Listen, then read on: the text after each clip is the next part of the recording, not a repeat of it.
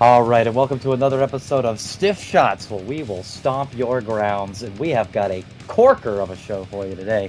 Not only are we going to be reviewing WWE's Stomping Grounds pay-per-view network special that premiered over the weekend, but we also got a run-in from professional wrestling sports entertainer Effie Gibbs, or I'm sorry, Effie, formerly known as Effie Gibbs. No longer has a last name because he's ready for the big time.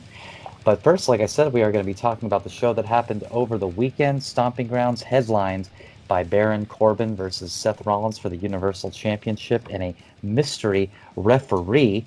But before we get to the main event and before we get to the show in general, there was a pre-show, and that is what we are in right now, the pre-show to the show. My name is Ryan Rainbro, and I am joined, as always, with Rick Jimenez. What's going on, Rick?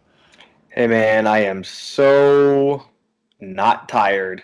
That's what I thought. That's what I like to hear. Are you drinking a energizing power drink right now? No, but to be perfectly honest, I'm super wired.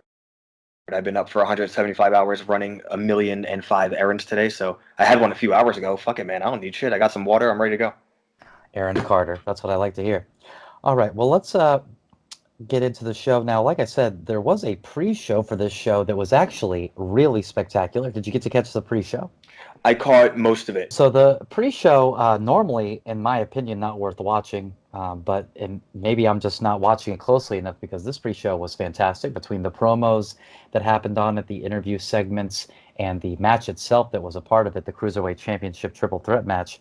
I loved the pre-show, and I probably actually ended up liking the pre-show more than the show itself. Not that there wasn't things to like about the show itself, but we will get to that. Um, there's a panel segment between David Otunga, remember him? Uh, Jonathan Coachman, Remember and him?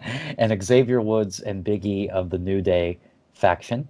And man, New Day is just burying Coach. Like they're just going in on him about how they wish, Coach, we all just want you to do better. And Coach was like, what are you guys talking about? We used to dance together. And Big E goes, yeah, I've seen the error of my ways. I wish I could take those dances back. Come on, Coach. And I really appreciate that Hey because man, I like when anybody digs on Coach.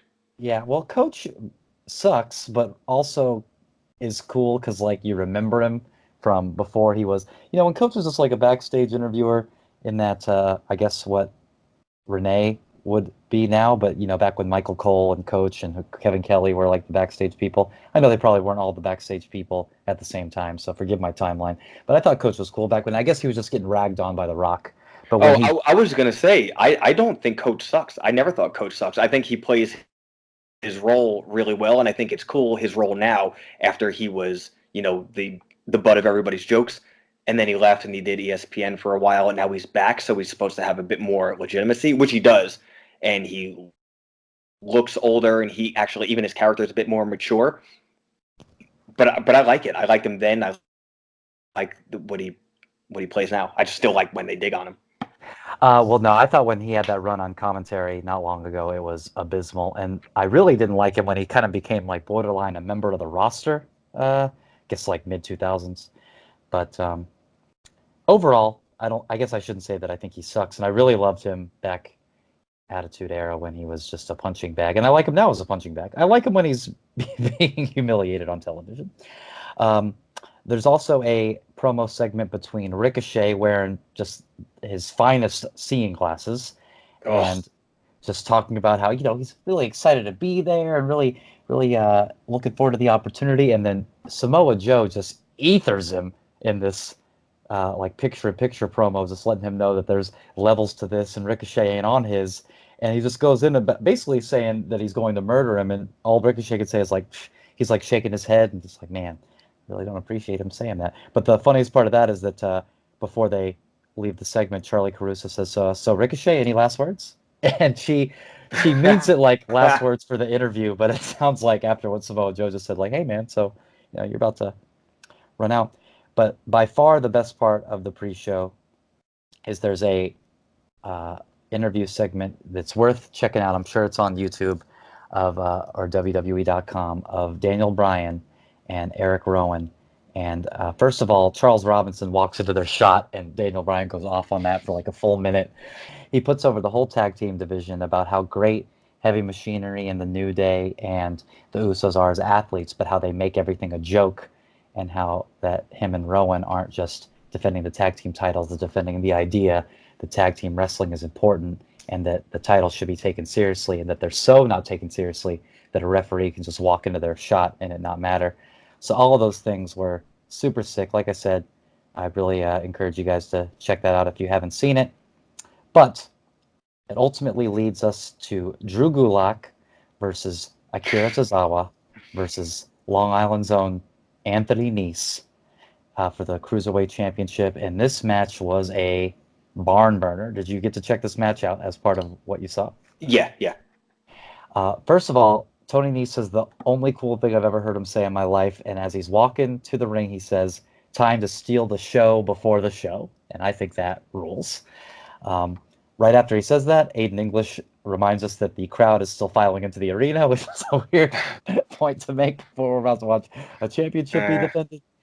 And the only bad thing I have to say about this whole match is that in the middle of it, they played a commercial for Stomping Grounds, which is the thing that I'm already watching, so I don't need to be convinced to watch it. But the match is awesome, man. All three of these guys just go real hard and fast the whole time.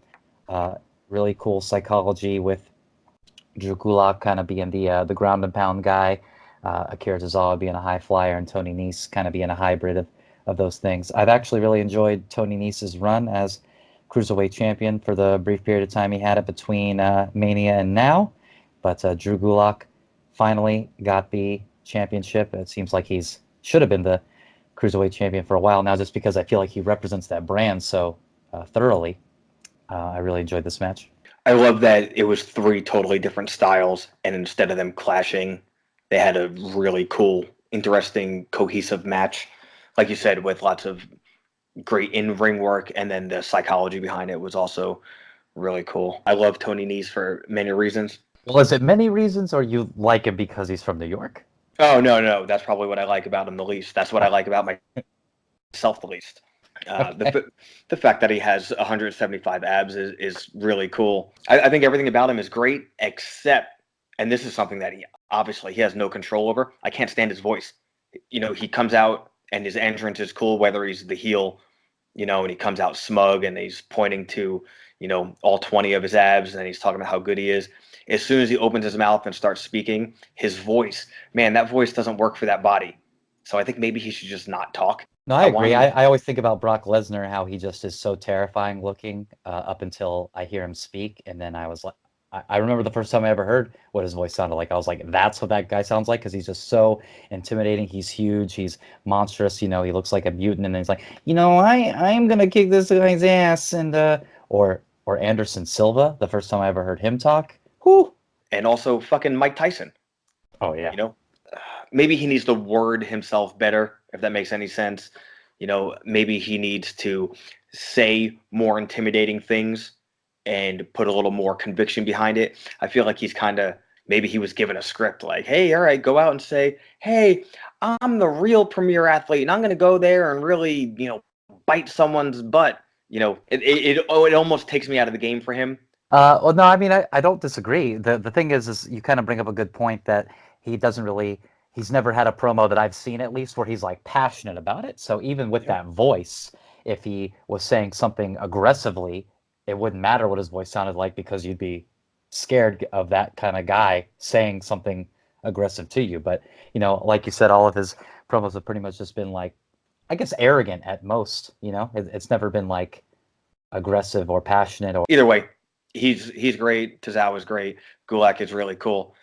Match was really cool, and I agree. It's Gulak's time finally. So I think it's especially having a cruiserweight champion who doesn't do the traditional high flying stuff. I think is going to be fun, and if it obviously fits his gimmick after all this time. Yeah, and he's been a real MVP of both shows, 205 Live and NXT recently. So I hope he is a lengthy champion as well. I know that they had Cedric was a real long-standing champion, and then it's been bounced around between Buddy Murphy and now Tony Nese. And before that, of course, it was a little hot potato. But I'd love for there to be just like a long-standing champion, especially someone like Gulak, like you said. He's almost the anti-cruiserweight for what they're known for. So it'd be an easy way to have, a string of faces try to dethrone him, and then finally someone can come along, like maybe an Ali or something. Well, I guess Ali's kind of graduated from it, but somebody that they really want to push, maybe even Kushida from NXT, who they kind of have that rivalry, and unseat him. Or I'd love to actually see Kushida come up to 205 Live and let Gulak get a win over him after the great matches they've been having. But that does lead us into the show proper. Now, these WWE pay-per-views are not typically what's the word I'm looking for? Sequenced like a normal fight card would be, or even an NXT card. On a typical NXT card or a normal fight card, it's the least important matches leading up to the most important matches. WWE kind of arranges it differently, typically, where the opening match is going to be something hot that's going to get people excited for this, 2-3 hour ride they're about to go on, sometimes 3-4 hour ride. And then they'll have cool off matches in between, things of that nature.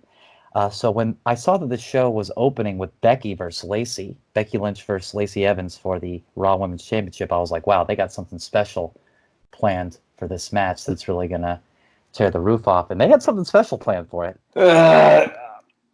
You know what? I think we're going to disagree on a lot on this show.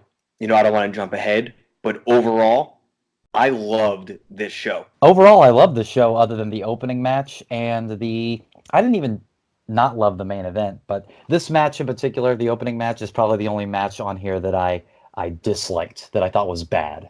Okay, so this is the thing that I went back and forth on this match a little bit, especially after watching Raw and seeing highlights and whatever, and then looking at the internet. So I think Becky's great. I think sometimes, like we spoke of prior episodes, sometimes I think people think she's a little better than she actually is. But at the same time, Becky is good and Becky is usually solid.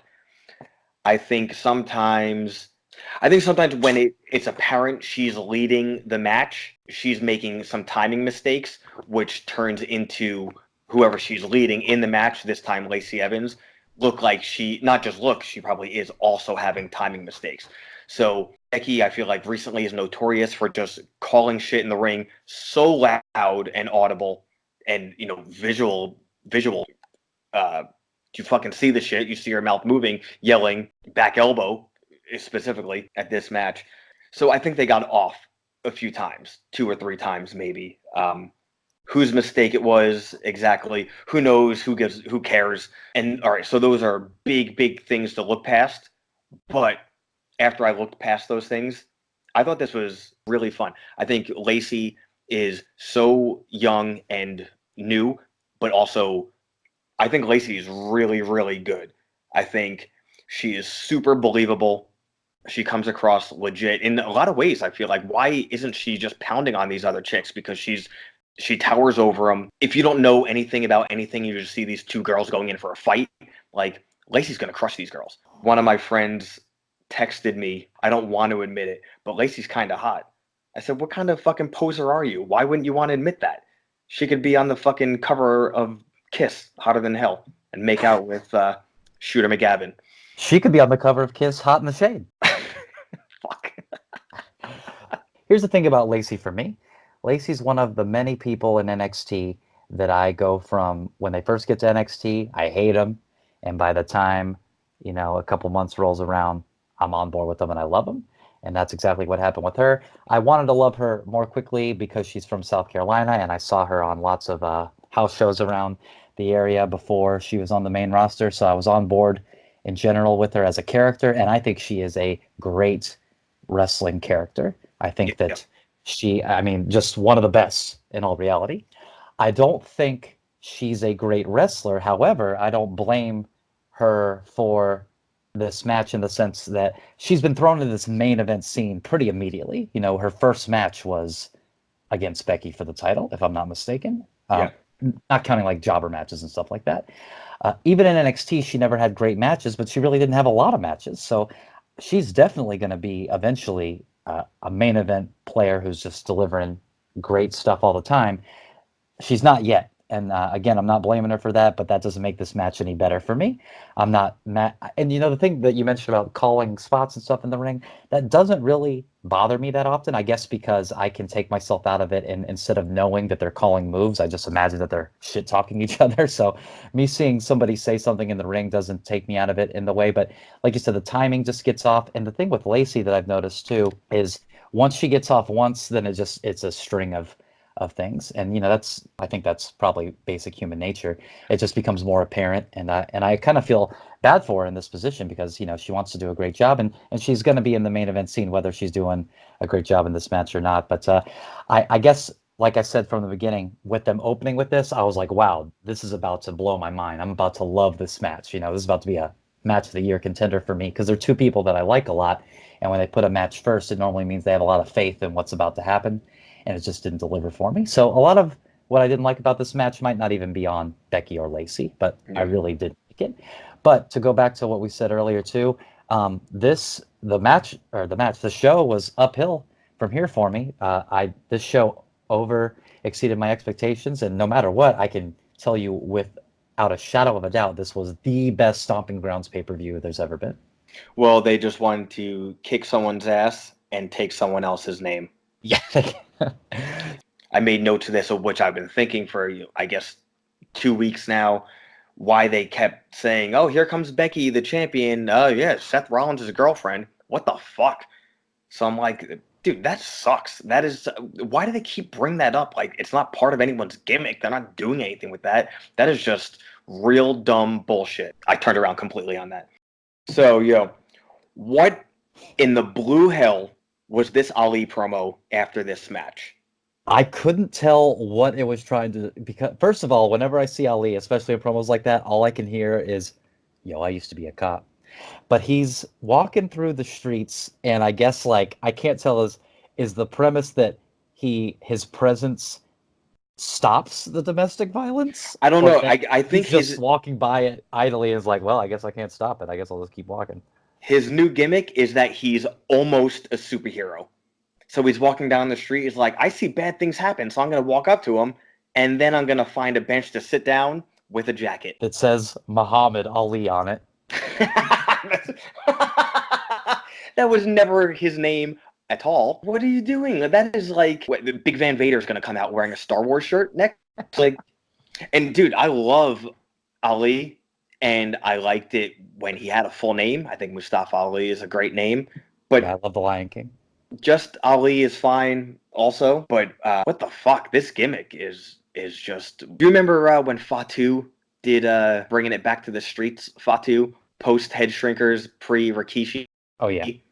So this is that, only less. At least Fatu was like, hey, remember how I used to be a savage like 3 months ago and I couldn't speak English? Now I can. So hey, don't do drugs.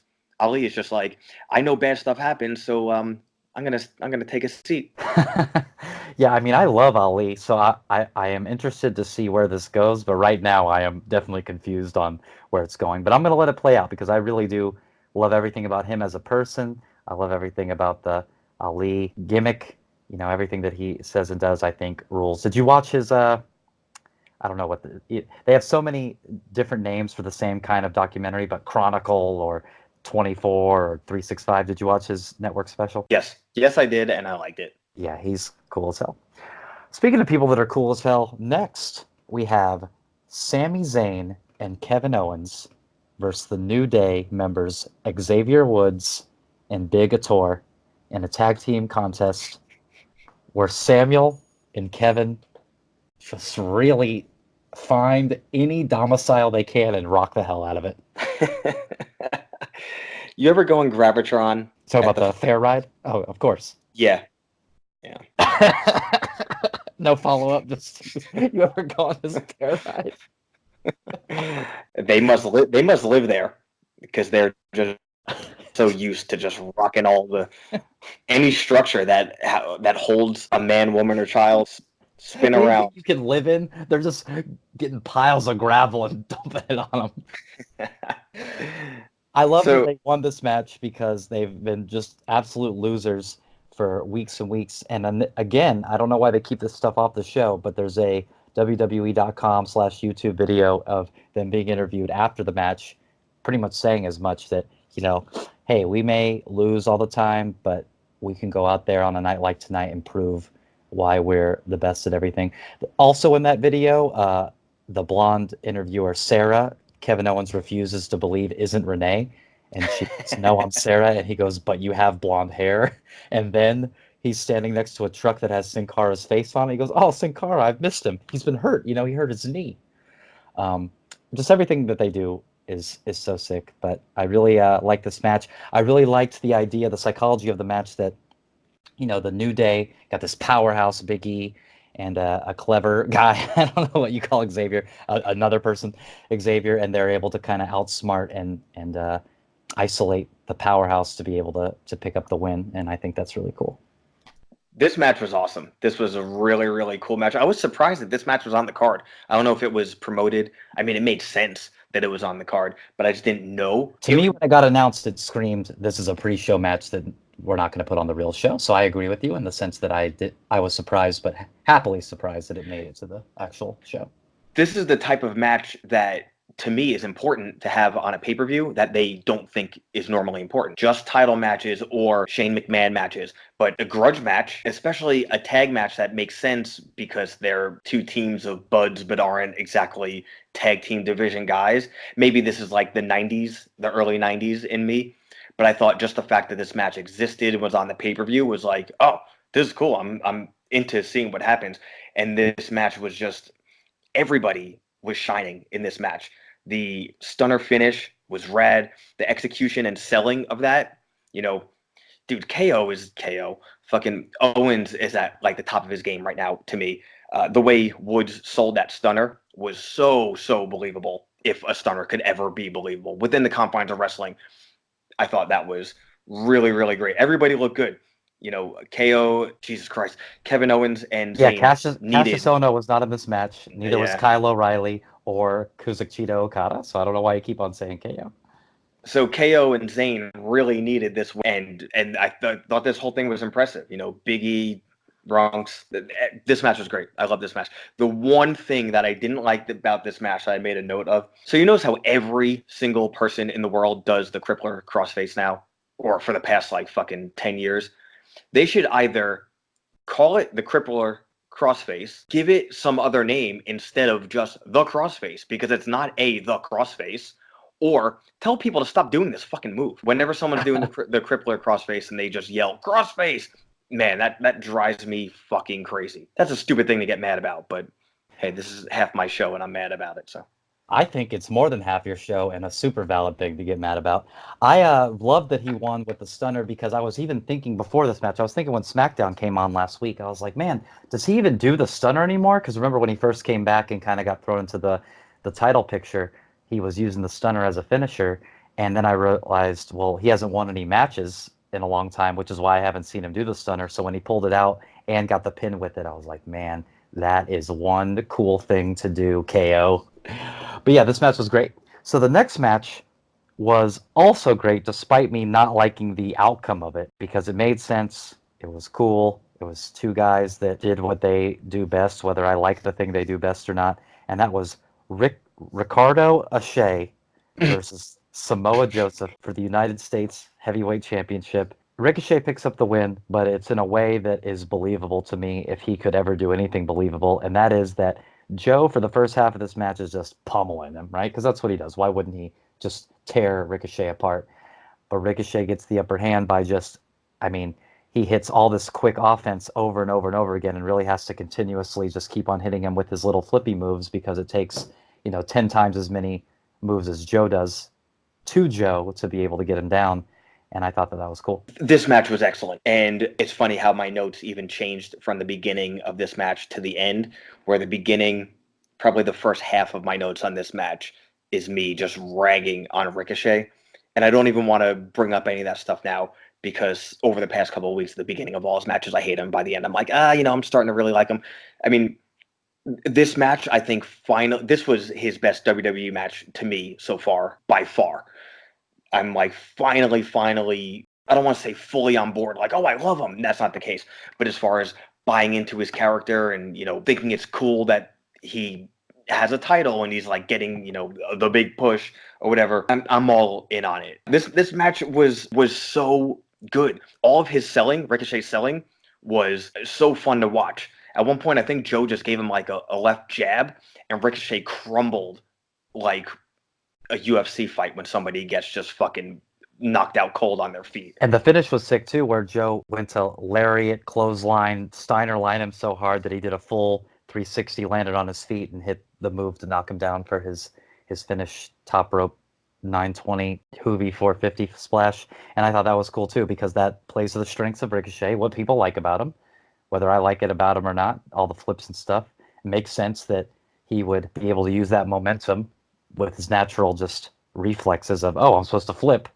And I thought it really, really rocked. And I love Samoa Joe. I mean, he's been one of my favorite wrestlers for a long time.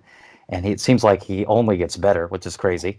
It doesn't ever seem like with his WWE run. Well, I shouldn't say it doesn't ever seem like, because he's kind of set up now after this show to be a world champion contender. But he doesn't really get that full-on title run. Like even this U.S. title run was kind of a sham. He had it with Rey Mysterio, where Rey beat him but didn't really beat him, and then Rey just handed him the championship back, and now he lost it to Ricochet. But he's also a veteran who's been in the game for a long time, so he probably doesn't care about stuff like that. But I'd love for him to get a nice little dominant run here, because that's really how he should be booked, is just as a dominant monster. But even here, he doesn't look weak. He gets beaten by someone given everything they had quick and fast in a way that he didn't expect. So I was into it. I think, well, first off, I loved it because there's like a dumb joke that I like to make, and Cole did it by accident, or it didn't come across the way he thought. But when he called him Samoan Joe, I love that. I think he meant to say like, oh, and the big Samoan, comma, Joe, comma, but he just said Samoan Joe, which is like a stupid joke that fucking rocks. But I figured if Joe was to lose the title here, it was because they're going to put him in the main event picture fucking finally. But I assume that because that's like traditional wrestling booking, of which I'm always like, oh, I know what they're going to do when they do step one of something and don't do what like my traditional type of brain gravitates towards. But if we do skip ahead, that's exactly what they did on Raw the following night. But I think it's so well deserved, especially, I guess we're spoiling a little bit for the future, but I feel like we've all been waiting a really long time for Joe to have a run at one of the main titles. And I think he's going to really, really crush it in that scene. And I think he has what it takes to be the top heel on whatever show he's on. Well, he had that 3 or 4 month attempt against AJ, but now he's going to have it against Kofi, who is even more of a babyface than AJ is, and he can have a different story with Kofi versus entitled. Almost like a better version, probably, of what they're doing with the Ziggler thing.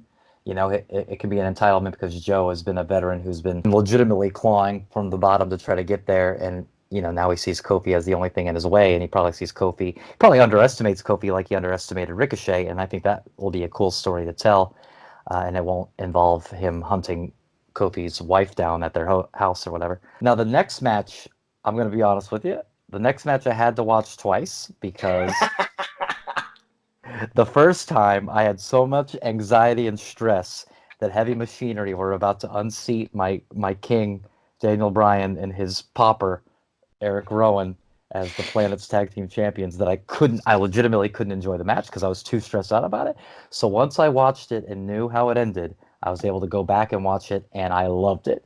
I only have one complaint about Heavy Machinery versus Daniel Bryan and Eric Rowan, and it might be something that you actually do like about it, but I hope they bring it up in the future, is that he did not move when Otis went to do the caterpillar to him. Yeah, I like that.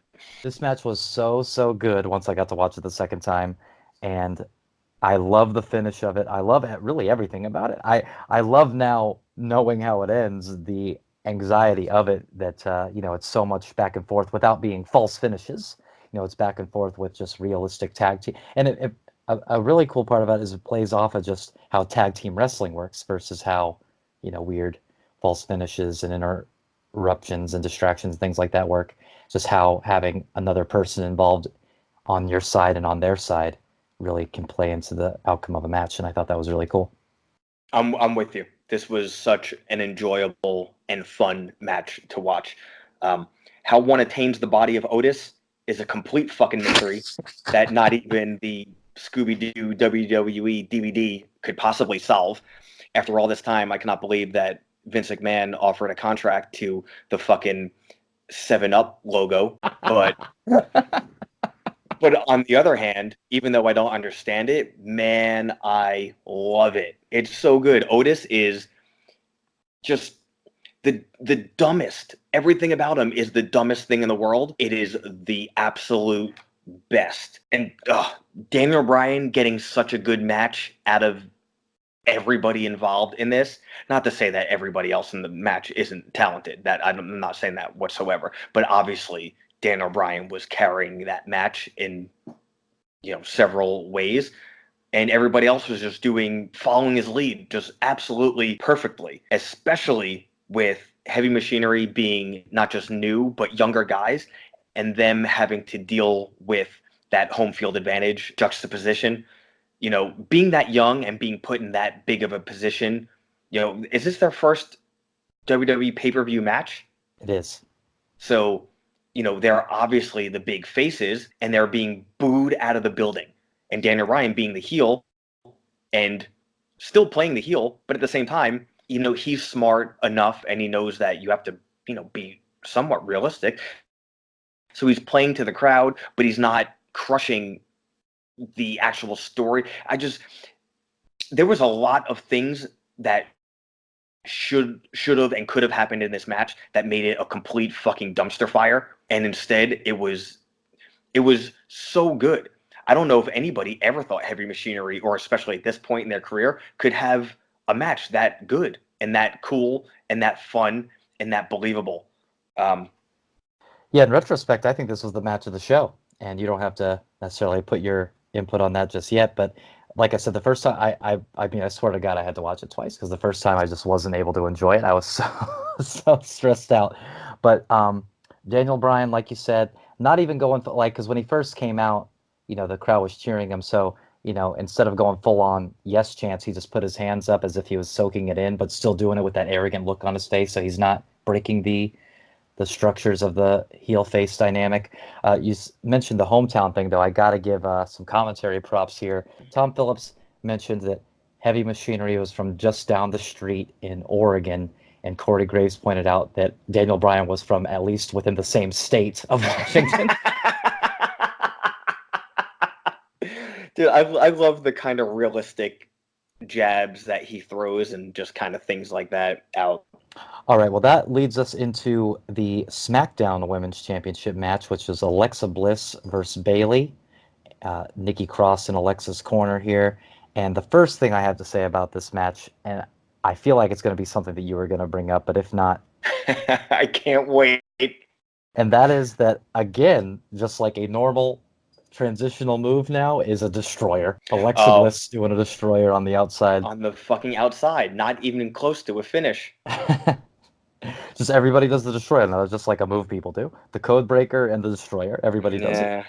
You know what I thought you were going to bring up that I had in my notes earlier, during the promo that Alexa did before the U.S. title match, and then I was still trying to figure out around this time. I was like, did Alexa Bliss get a fucking lip piercing? And I was really hoping that because she had that white dot in the middle of her mouth. Yeah, but a couple of minutes into this match, it must have been some type of rhinestone or something because it fell out, and I was like, oh, good, because that shit should.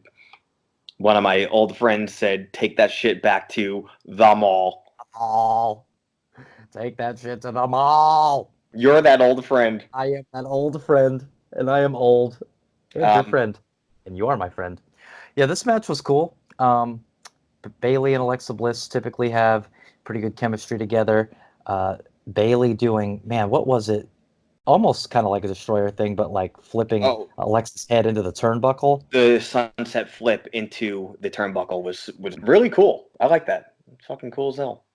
I liked it a lot, and it plays into the real life thing of Alexa just being kind of concussion prone. So I think that adds to the realism and the danger of it, whether it should or not. I think it's really cool. And then Nikki Cross playing into the finish to continue that story one way or the other. is a nice little, because I like this feud. I like the Alexa Bliss Bailey Nikki Cross triangle. I don't mind it being extended. I don't think there's anybody else that immediately needs to jump in that picture. With Alexa Bliss being so over and just being able to get back in the ring, I love Bailey's champion. I love how they've kind of revitalized her career with just one night of Money in the Bank. But sometimes it's just that easy, and when you have somebody that's naturally that popular, and so I'm excited to see where this goes. Yeah, I like how this angle's progressing, and I'm with you. I think it's cool that you still don't know exactly what's what and where it's going. Then there's I wrote Ricky and the Club.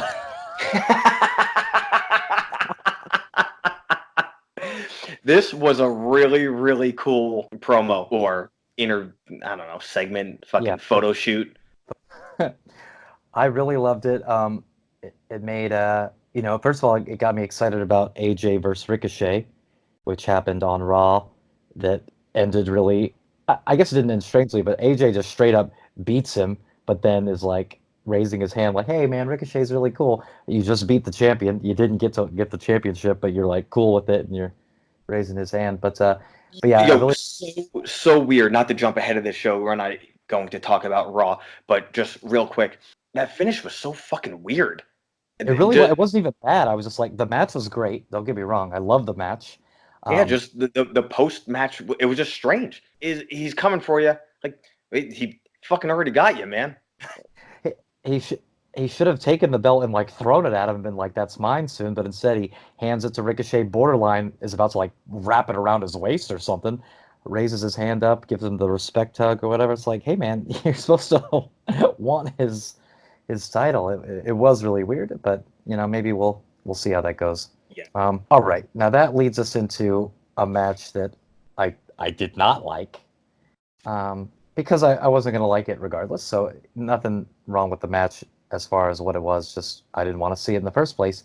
And that is Roman Reigns versus Andrew McIntyre. Man, Drew couldn't even beat Roman Reigns when the literal best wrestler in the world was helping him. I cannot wait till Drew breaks away from the physical fitness specimen Shane McMahon. So much. Shane McMahon got blown up doing the one move that he did on this. Not only that, but this is actually the best / worst part of this whole match. As soon as Roman beats Drew, spoiler guys, that's the end of it. Roman beats Drew after like 18 minutes, which probably should have been like 8 minutes, but whatever. He beats him, and the announce team even says, "Well, this has to be the final chapter of this rivalry." And before the show even goes off the air, they've booked another match between the three of them. I love that they acknowledged, "Oh, this has got to be it." And I was like, all right, cool. Reigns is finally going to move on, and maybe Drew will get the fuck away from Shane. And the fact that Shane, all blown up, yelling at the camera, "We're going to have another match tomorrow." I was like, ah, oh, Jesus Christ. Did you notice when Shane got in the ring, he was like trying to get his jacket off for like a good like 15 seconds? And I don't think it was like a work that, hey, see how old and shitty I am? Oh, of course I saw that, because every time I see him struggle to do anything, I think about how foolish you are to say that he looks like he's in good shape. Nah, fuck that. He looks like shit. He couldn't get his fucking jacket off, and he went and did that shitty Van Terminator old bitch. Get the fuck. Van Damme. Remember when Rob Van Dam's music in TNA was just him quoting the different moves that he does? I never saw one Van Damme match in TNA. Okay. Yeah, so Rob Van Dam had entrance music that was the verses of the song were just him going, Van Daminator. Oh my god, I'm gonna Van Terminator. He yelled 5-star frog splash. 5-star frog splash! Alright, we can move on. That sucks. All right, well, we have the 2 main title matches to go, but before we do that, it looks like we got a run-in.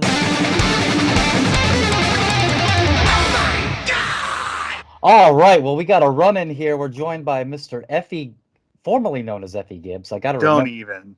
You don't have a last name anymore, but professional wrestler, sports entertainer, loudmouth, stiff shots, hot takes. How you doing, sir? I'm here to give hot takes, baby. That's what EFFY does. EFFY gives hot takes. I gave a really hot take yesterday on Twitter, and it was more people at wrestling shows. That's the hottest take I've got right now. Well, you know what? That is perfectly in line with what I was going to ask you, because a common theme of this show is AEW in general, because it's the new hot chick on the block. Yeah, and, man, it's elite, you know? Well, and it's elite and it's golden. So what we've been talking about is, to really compete with WWE like it wants to do, whether it says it does or not, it really needs to grow its audience from the 4,000 people that'll fly out to see their one show or watch their free YouTube show. So my question to you, as a worker out there in the streets, working hard, doing the business, what is it that people can do, AEW or otherwise, to get new people into wrestling? And what happens in wrestling now that keeps people from wanting to get into it? Oh man, this is what a wide open topic, and it's literally my favorite thing to talk about. If anyone has shared a locker room with me, it's the only thing I talk about, which is right now, for instance, I don't know how many people are on Twitter, wrestling Twitter, but I'll tell you what's going on. A lot of guys who are signed to TV shows, and a lot of guys who are signed to other TV shows, and a lot of guys who are signed nowhere are all arguing about it, right? Here's the facts, and this is why people say Effie gets blacklisted. Effie tells too many hot takes, too many secrets. Let's go through it here, and this is where you go, oh my God, I can't believe he said this, because people in wrestling won't speak badly about how things are going because it makes everyone look bad, but you have to be honest about the situation you're looking at. Okay, Ring of Honor ran in Miami 2 or 3 weeks ago, whenever it was. They paid about 100 people. Okay, Evolve was drawing okay for a while, lost a lot of their talent, and then realized they had to bring in NXT people to continue to draw anyone. And this is not a knock on the talent. This is a knock on how things are promoted nowadays, and we'll get into that. Okay? WWE running big pay-per-views. Drew paid $4,500 in an 18,000-seat arena. Our issue right now is with people actually coming to the shows. Who are these people advertising to, right? And I don't just see it on these major companies. I'm not saying the companies under them are all thriving. They're not. Attendance is down everywhere. Some places attendance is up a little bit, and we'll get into that, and I'll explain why. But attendance for the most part of wrestling shows is down, and there's a lot of reasons for that. One is wrestling is relying on a lot of nostalgia right now. At the biggest peak on TV, you're still getting Undertaker matches. You're still getting Triple H matches. You're still getting, appearances by these old superstars to try to pop some ratings. Mm-hmm. It only attracts in wrestling fans from the past, and people who remember these things probably aren't that likely to stay as fans because they'll say, oh, I saw the Undertaker, that was cool. They'll turn the show off. What we're looking at now is that there's no consistent draw anywhere. There's nobody who's really bringing people in big time. And why is that? It's because as wrestling goes, WWE figured it out and they hurt themselves with it a little bit. WWE promotes WWE, right? It used to be that, we came to see Stone Cold. We came to see Hulk Hogan. We came to see Bruno Sammartino. But now we came to see the WWE product. Obviously, there's a lot of Roman Reigns fans, but not everybody in that building is there because of one big draw. You are drawn to the spectacle, to the show itself, to all the things that will happen. The 6-man ladder match is bringing you in as much as the women's championship match is. There's no one thing that's bringing you in. The whole show is bringing you in. And what that has done essentially is made it hard for them to say, here's a draw we can blame it on. We didn't have this star, it doesn't draw. Instead of looking at why aren't we focusing on people who are not wrestling fans at all currently? Why is our aging audience shrinking and dwindling even though people die all the time? We're not reaching out to what a new audience could be. People who don't usually go to wrestling shows, people who don't usually attend wrestling events. And to me, where I say that WWE got it right is it is the spectacle. I don't think there's any one draw in wrestling anymore. And you look at any wrestling show, it probably has too many matches.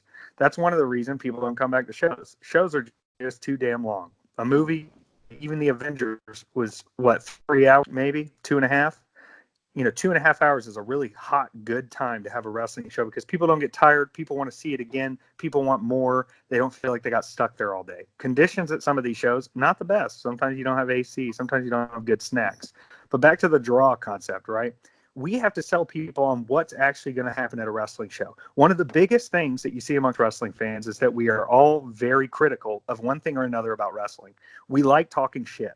We like shit talking wrestling. Wrestling is the baby face to us. Wrestling is also the heel. And part of that needs to be looked at as an idea to get people in the door. There are things about a wrestling show that are a draw that people wouldn't even think about. Like sometimes just crazy wrestling fans are the draw. To be able to go in as a regular citizen and see how people react to this silly fight in the ring or this silly play fight in the ring is almost enough entertainment in itself to pay for the ticket price, which is probably $15, $20 at the most. You know, there are shows you pay more for, but let's talk about the people who are just starting out.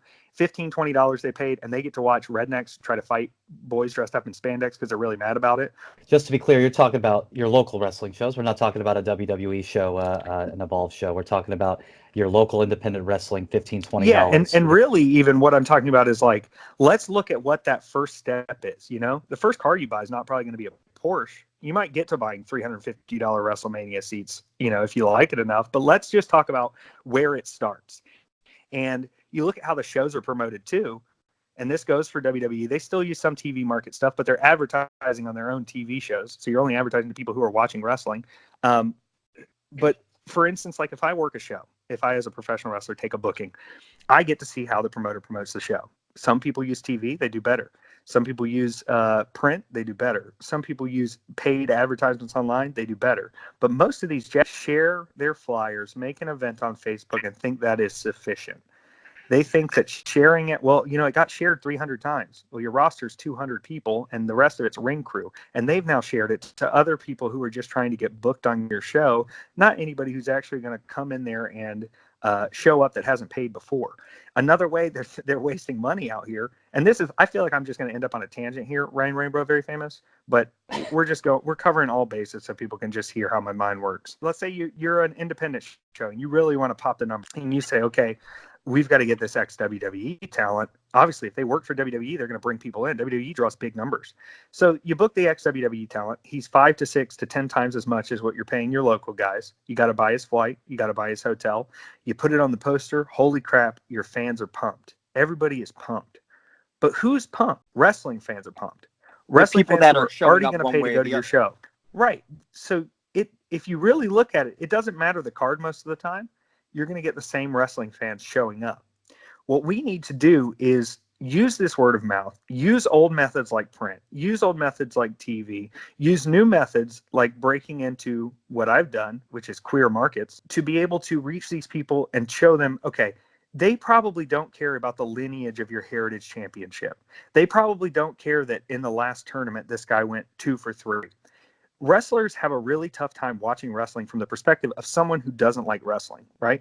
You see movies sometimes in theaters and they say, oh, well, that movie, that's an actor's movie. You know, it's boring. It's not going to make a lot of money, but wow, what a really incredible technical acting performance. They don't make money, but wrestlers are so stuck on the perfectionism of wrestling, the perfectionism of the moves, learning more, going longer times, that they forget the entire point of why we have a professional wrestling show is so people will pay to be entertained. The shows who are running these really high class technical matches do fine. All right, they have their market. But as we go forward, we can't keep relying on the purity of professional wrestling to bring these people in. We have to give them something new. We've got to give them spectacle. And a lot of people come to me and they go, "Effie, you don't wrestle," which is total bullshit, because I'm literally the greatest professional wrestler on the planet right now, and I will argue it all day. Because people who think professional wrestling has anything to do with the technical prowess or the exact performance or the exact structure of how professional wrestling has traditionally been are so out of line and so wrong. What we need to look at now is, as EFFY, I can make something crazy, make something controversial, make something weird, make something where people outside of the scope of wrestling are going to go, what is this weird thing this dude's doing? I'm bringing in people who wouldn't have come to wrestling shows otherwise. Now they've paid to get into the show, and now they're going to see the rest of the wrestling card. You know, they might end up seeing my match and going, I didn't really like that, but they might really something else that's going on in the show. All we have to do is get these people in the door to pay money. If people are not paying to come see the show, you can blame it on whatever you want, but there's something there that's keeping them away. And it's probably because your show's too long, or because your matches don't, make any sense, or because your talent isn't compelling. You've made it clear as far as what to do on the local level, right? You're saying get out there, get in the streets, word of mouth. You want me to get into what AEW has to do? Well, not AEW necessarily. AEW is kind of the precipice or catalyst. But all of it. But all of it, yeah. What is WWE, the biggest company in the world? What do they have to do to get new people? Now, they're probably not even interested in getting new people, whereas AEW needs to be. But what is it that those companies can do, and what is it that they do now that keeps new people from wanting to get into it? Yeah. So, for example, let's say you go back and watch a pay-per-view from 2007 right now. Okay.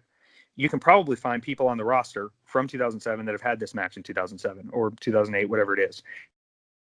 If you compare that to the product that they are putting out today, everything is almost exactly the same. The set is a little bit changed, but the camera angles, the jumps, the commentary, the way moves are sold, the way matches are structured, the way it appears on television, the way it cuts to commercial, everything is exactly the same as it was 10 years ago, which is exactly the same as it was 20 years ago. All they're doing right now is copying and pasting the same thing over and over. And it's given them success in the past. So why would it not continue to give them success? But the problem is, once you've seen this same thing over and over and over, it becomes very repetitive to the fan, who will complain or will, not admit it's repetitive, but, say, oh, they need to come up with something new. Right now, what wrestling has to do is go, okay, we've had all these rules of wrestling, right? Everybody's gone to their school, they've gone to their wrestling training, they've gone to their seminars, they've gone to the Performance Center, they've gone to the Ring of Honor dojo, they've gone to the Evolve training camps. Everyone is telling it how everything needs to be done. But the only thing the business has done is dwindled down. It's fallen a little more. It's fallen a little more. But I watched Gabe Sapolsky tweet something, who runs Evolve, tweet an article about it's okay to have a day job while you're following your dreams. And then the next thing he tweeted was, pay us $250 to come do a seminar tryout. So what a weird, instead of trying to build the brand and make it bigger to where you can pay everybody a wage to where they don't have to work a day job, which guys at Ring of Honor are doing, which guys at Evolve are still doing. What we have to do, what AEW has to do, what WWE has to do, what Ring of Honor has to do, what Evolve has to do, what NXT has to do, is throw the fucking book out the window. What we have considered professional wrestling, what we have considered entertainment, has totally changed in the past 5 years. With YouTube the way it is, with the internet the way it is, with information moving as fast as it is, what we've got to do is present a completely new idea using these things we've learned in wrestling and using wrestling as a partial guide, but not saying, okay, we've got a 10-minute match, a 12-minute match, a 15-minute title match, an 8-minute women's match, and then a 25-minute main event, right? That we've done it for 45 years. What we need to do is figure out new ways to even put wrestling on the forefront. I'll use myself as an example. I'm going to North Dakota, okay? I'm doing a twink gauntlet. You bring me as many legal, hairless boys as you can to see how many of them it takes to kill me. We're going to use concepts of professional wrestling. We're going to use concepts of hardcore. We're going to use concepts of taboo, of sexuality, of what is allowed. We're going into a red state. We're going to film this, and people are showing up from Canada, from 2 states away, from Chicago. They're driving in. What we've taken is, here is what professional wrestling is supposed to be. And we've turned it completely on its head. We're taking it out of a ring. We're taking it into a gay zone, which has never really been done properly before by actual homosexuals. We are making a spectacle of it. We are creating intrigue of what even is this thing. And you look at things like Matt Hardy did with the Final Deletion and all the stuff that he was doing with that. And it was so freeform and it was so wild, but it was still professional wrestling. It still had merits of professional wrestling. It still had the kayfabe of professional wrestling. And then when he appeared on TV and just did regular segments, everything kind of fell flat, because there are certain things that are going to work really well and going to bring people in and going to draw attention, but they have to be done that certain way. The second you throw them back into the regular rules of professional wrestling, they lose a little bit of that spiel. And so what I'm trying to get at is, like, we have to move to the hybrid. I still think there's room for main event matches with big, falsies and near falls and this and this. But at a certain point, we've done it 900,000 times, right? Or 1,000,000 times, or 200,000 million times. We've done it so much. You can watch a match and I can fast forward it to a part and I can tell you they're probably in the heat there, or somebody's probably about to make a comeback, or somebody's probably about to hit a false finish. We're so predictable in wrestling now with how it's presented that instead of innovating how wrestling is even approached, we're just innovating little moves here and there. Who can flip another time? Who can do another destroyer? Who can do the bigger super kick? Who can jump off something higher? Instead of asking, how can we use these things we've learned and create an almost entirely new product that would bring more money into what we're doing, that would attract more people to shows, that would show people that, like, hey, you remember you thought professional wrestling was racist and homophobic and shitty and really fake looking, and it was a bunch of fat roided guys and everybody was a redneck. Well, we've got to present something to them to get them back into that intrigue, to show them now wrestling is safer. Now wrestling is weirder. Now wrestling is gay friendly. Now wrestling can be as violent as you want. It can be as PG as you want. You can go to a nice PG Chikara show and have your, Sunday brunch. The fact that Chikara is not advertising to children's groups in the cities that they're going into blows my mind. This is a product that is a comic book product that 10-year-olds would go crazy for. And instead of pushing to that market and trying to get into that, they're still advertising to 38-year-old men with neck beards. We're not up against other professional wrestling. We're never competing with professional wrestling. We're competing with all of it. We're competing with sitting inside and watching Netflix. But the moment we can sell somebody on, do you want to watch these guys literally beat the fuck out of each other 2 feet in front of you or 5 feet in front of you or right in the ring, and you can really tell them what's actually happening, and you can give them a real reason to want to get out of their house? Instead, we're saying, this worked in 2007, this worked in 1996, this worked in 1982, this worked in 1974. Of course it's going to work now. And instead of pushing to get more people involved in wrestling altogether, we're arguing over a pie when I'm standing here going, guys, we can bake the biggest pie. It's just not going to be the flavor you thought it was. I love that point of view for so many reasons, because I feel like we've spoke about this, I think, on the pod before, but it's the going thing that everyone, not everyone, a lot of people are saying things are stale right now, but it's not even just that things are stale. It's like we said, there's a distinct line of essentially since 2002, 2003 till now, not one little thing has changed.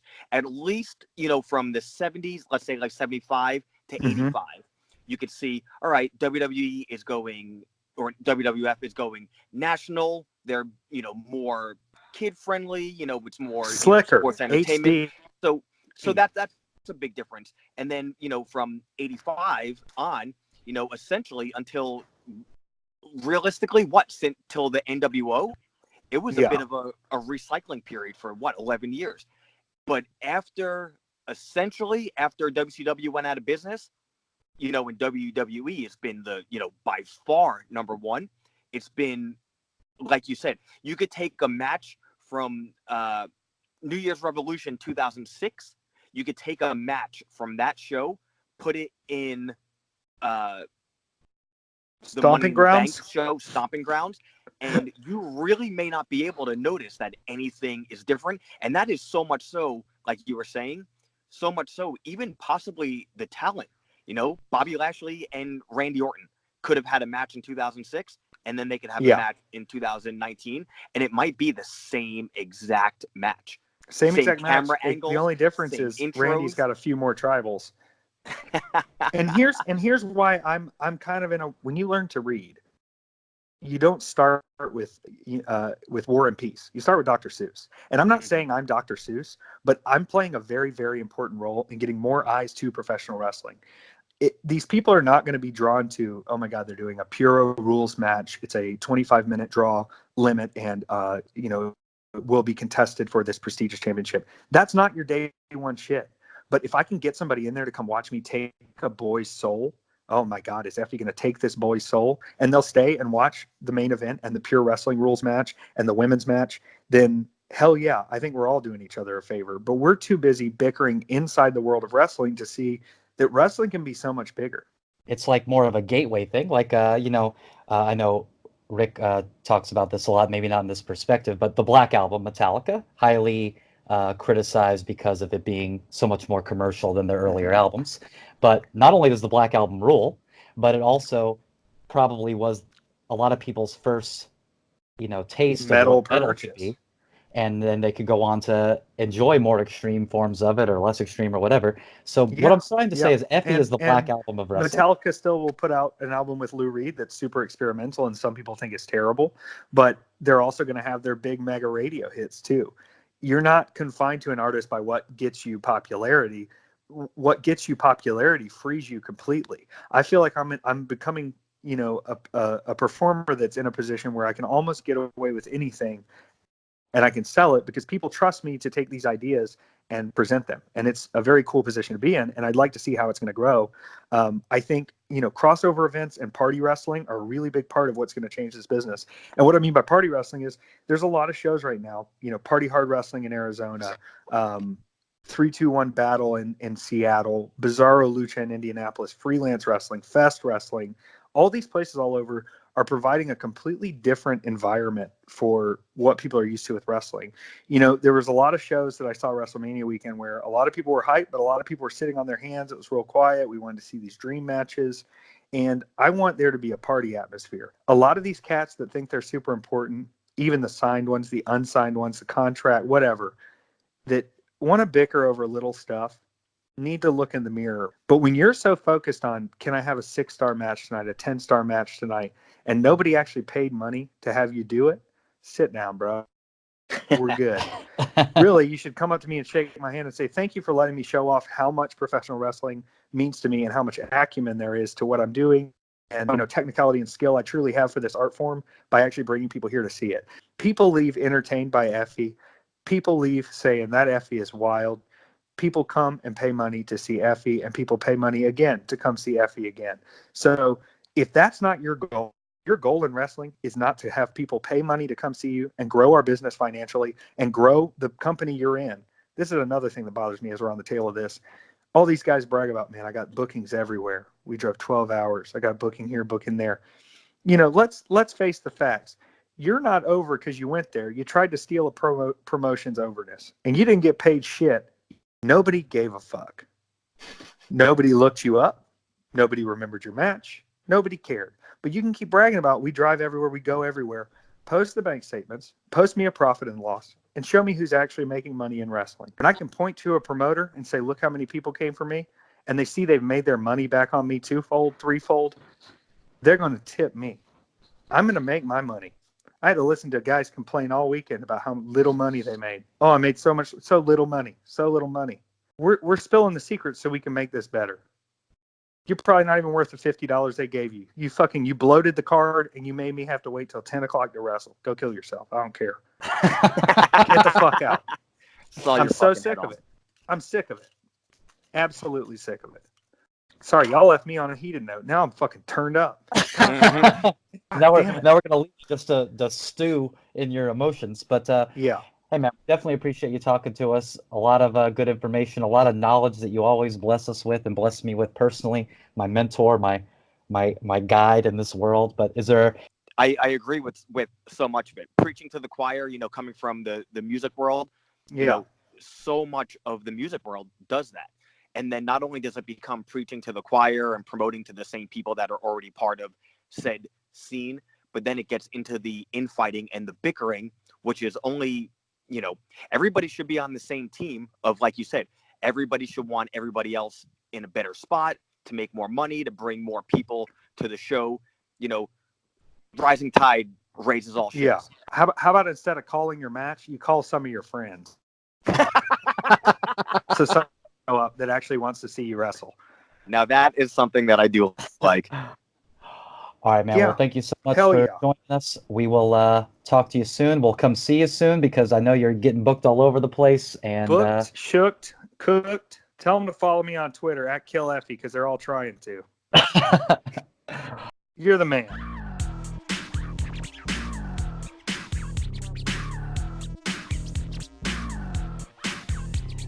ICP has a lot of wrestling references in their lyrics because they're wrestlers. They've wrestled for every major promotion in the world, or not in the world, in America. But by far my favorite is the song that I've been listening to a lot recently from 2000 called Cherry Pie, where he says, I need a bitch like Chris Candido needed Sonny. And I think that's my favorite just because it's so specific. Like, let me point you up here, Sabu is like just a reference to Sabu, or he'll be like, yo, gonna do a Yokozuna splash or whatever. But to be like Chris Candido, like to even reference that relationship. That I love that you bring that up because even though I guess a semi-main event is next, the first notable thing in this match wasn't Dolph Ziggler coming out. First off, Dolph Ziggler has this USA themed gear now. What the fuck? I don't know, and it makes as much sense to everything else he does, which is zero. But during Kofi's entrance, well, I guess his college hoodies were in the wash that week, so he had to wear the USA themed stuff. This week on SmackDown, he wore his high school T-shirt, so he only has clothes from before he got a job as a wrestler. Really, really crappy. But going back to what we were talking about before, the blatant shot of the Hatchet Man sign in the crowd. The best.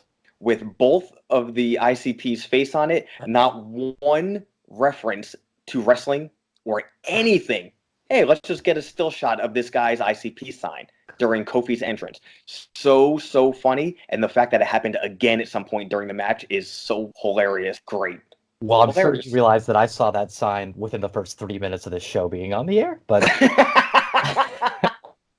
and That's because it's your fucking sign. you may or may not realize that they also had a guy, I forgot when one match ended, a guy wearing a Riddle Box t-shirt just standing in the crowd. But to say that there's no reference to wrestling, I mean, it's a reference to a former WWF, WCW, TNA, and Ring of Honor tag team, the Insane Clown Posse. So I think Yeah, but that definitely happened before Dolph Ziggler watched wrestling. Dolph Ziggler comes out. ICP are being repped hard as hell. The Ratchet running the Ratchet. Hatchet. Ratatouille was running around. The Hatchet running underground, and then Kofi Kingston comes out. Now, let me go ahead and just talk about cage matches here for a second, okay? They suck, and the reason why they do is because there's a half dozen ways to win these things anymore. You know, the whole theoretic point of them, of course, is that nobody can interfere. You beat your opponent down to the point where they can't even move, so you're able to leisurely climb out of a cage. But now you can pin them in the cage. You can submit them in the cage. You can walk out the front door, which is an insane stipulation to have as part of it, which is how most of them seem to end. Cage matches suck. This is no exception in the sense that the cage match part of it sucked. The match was fine. The match was exactly what you would expect it to be. I thought the finish was cool in the sense of Kofi just full on eating shit to jump out of the cage first. But this idea is a bummer to me even before it starts. But I didn't hate the match. I didn't even dislike the match. I just wasn't excited by it. Well, I hate this feud because Ziggler is just such garb to me lately. But when the cage was brought up, I got excited. I said, you know what, this is kind of an old school type of thing. Dolph has his issues, storyline issues, and Kofi's, the defending champ. Kofi gets the win because of Xavier Woods. Dolph is like, hey, you beat me, but it was fucked up. And, you had interference, so we're going to do this in the cage. So I was like, oh, you know what? This is cool. This is cool. I like cage matches because despite everything you said, I think if the people are smart and innovative and good at their craft, just like a ladder match. If you have two people that are lazy and it's a ladder match. I'll drop a ladder on this guy, then he could hit my head into it, and then I'll go up the ladder, and then I'll come down the ladder, and then eventually I'll grab the belt. That sucks. Anybody could, well, not anybody, but that's so basic and boring. So cage matches can be that. We're going to beat each other up. Someone throws me into the cage. I'm going to block it. I'm going to throw you into the cage. I threw you into the cage. I tried to get out. You got me. You tried to get out. I got you, and then somebody wins. So I was really hoping for this to be a good cage match. Kofi could do some crazy shit in any match. So throw a cage, you could probably do some cool stuff. Ziggler should be able to do anything aside from piss me the fuck off at this point, but that doesn't mean that he can anymore. And this was no exception. He can't do anything except for piss me off. I was in fact blown away by how fucking boring and lame this match was, especially considering the stakes. Dolph should be fighting for this so hard, especially after doing his dumb gimmick and losing. All this, he should have, even more so at this point, like I said, for a Super Showdown, he should have went in there and, not just gimmick-wise, for real, went in there and stole the show. And instead, he just had a very basic, boring match. He did the same exact thing here. And the only thing that I think now makes this match worse than the Super Showdown match was the fact that finish, what the fuck was that finish? Like, I get it. You're playing off the strength of, like, we don't want anyone to bleed, so we're not doing any crazy in the cage, even though it's a fucking cage match. They're not using the cage properly. So let's play to the strengths of Kofi being so flying.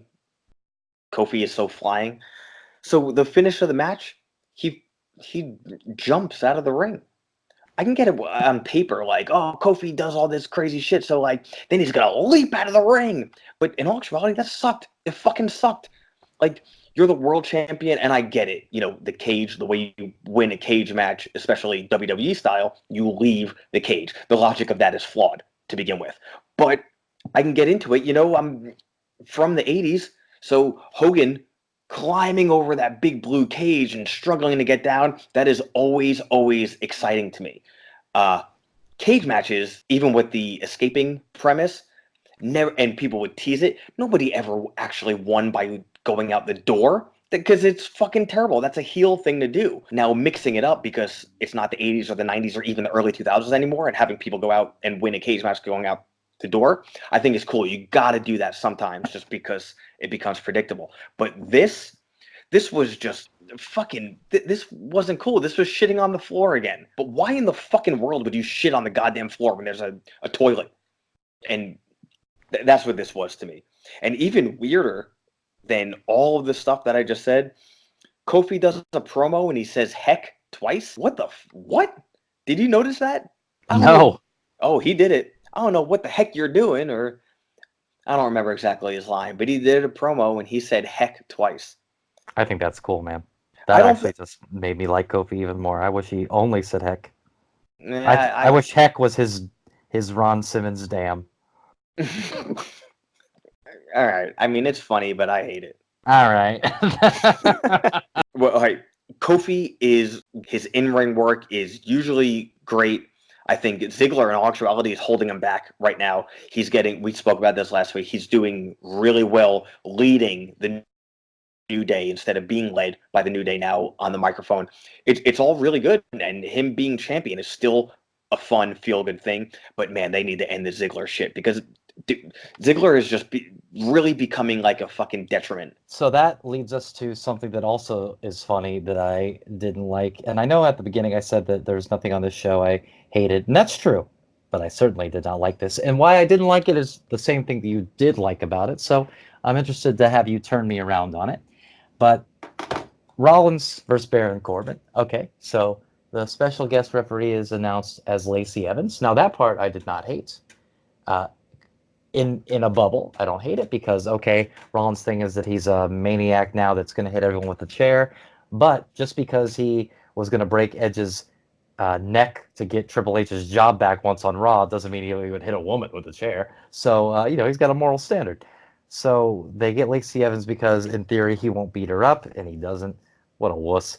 And so that part I get. But the problem with that is as soon as she comes out, you immediately know that the end result is, like you mentioned, is on-screen now girlfriend Becky Lynch coming down and getting involved.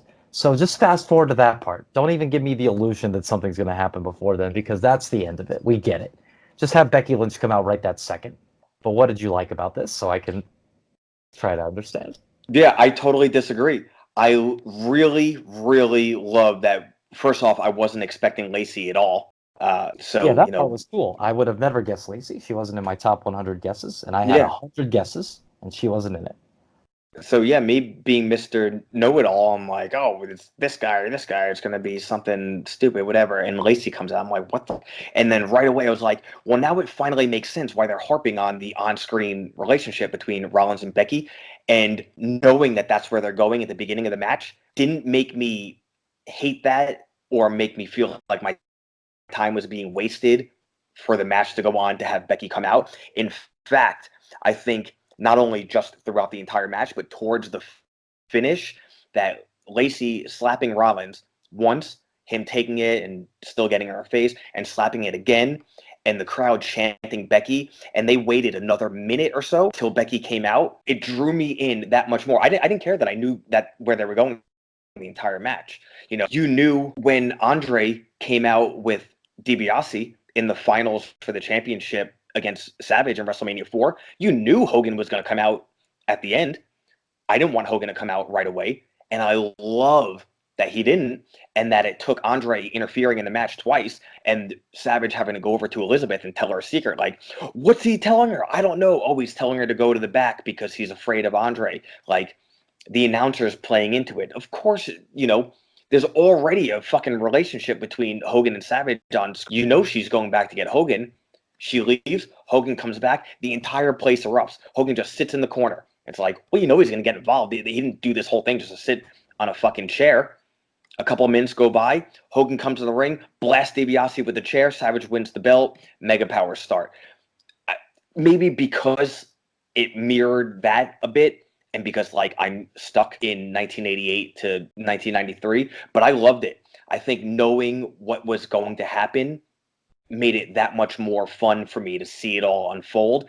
And I'm just dying for Becky to come out the entire time. And even when I think, oh, well, this is where they're obviously setting it up for her to finally come out, that extra 60 seconds just made the entire show for me, which I don't know if that's like stupid, but that 60 seconds build up between the final slap and Becky coming out totally erased how much I hated the Kofi Dolph match. You know what I think it really comes down to is that I don't like the on-screen relationship stuff. So the fact that it perpetuated that further is what immediately turned me off. It's not, I guess, probably the fact that it was telegraphed. Because like you said, if it's something sick that's telegraphed, then you're not upset when it happens, then that you wait for it to happen. Same with, Thanos is going to get rocked in the end of Avengers, but that doesn't mean you don't want to watch it happen. I don't want to see that, so having it telegraphed to me in the beginning is, I think, just what it comes down to. And me not wanting to see it doesn't mean it sucks. It's just something that doesn't interest me. It's just a difference of opinion. Yeah. You know, you don't like it, and I did like it. I even liked the whole like corny love fest that they did at the end. From what I know, it was very genuine to the people, as opposed to Seth Rollins the character and Becky Lynch the character. Even though, like, all right, we're hugging, we're raising each other's arms, I'm looking at you a certain way, you're looking at me a certain way, but we're not fucking making out, and I'm not putting you on my shoulder. And I loved, like, all right, we're done. Rollins turns around and Becky smacked him on the ass, and like he wasn't expecting that, and he turned around like, what the fuck? Slash, haha, that's so funny. Like, we're a new couple. I love the whole thing.